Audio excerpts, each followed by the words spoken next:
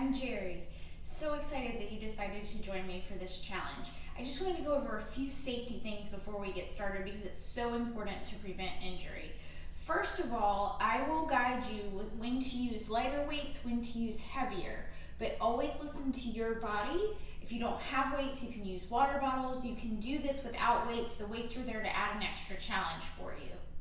Second, with the weights, few things. When you have them in your hands when you're in high plank or down dog, you always want to make sure your wrists are straight and strong. If you feel them bending, no problem to just completely release the weights, or you can hold your hands like this on your knuckles if your wrists bother you.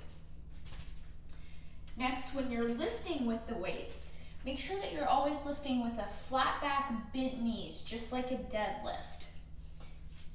And lastly, as we move into our flow, always pull the weights through your chest. So for example, from a crescent lunge, pull the weights through your chest, open up to warrior two with a tiny bend in your elbows to avoid locking out your joints.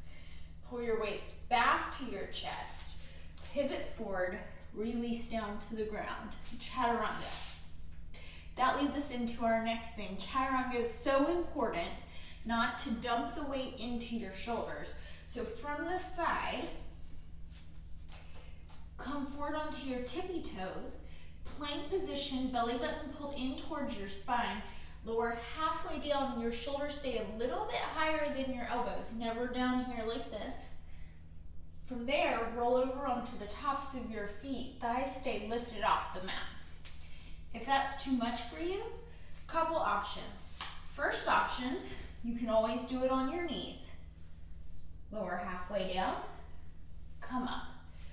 Last option, from high plank, skip your chaturanga altogether, press straight back, downward facing dog.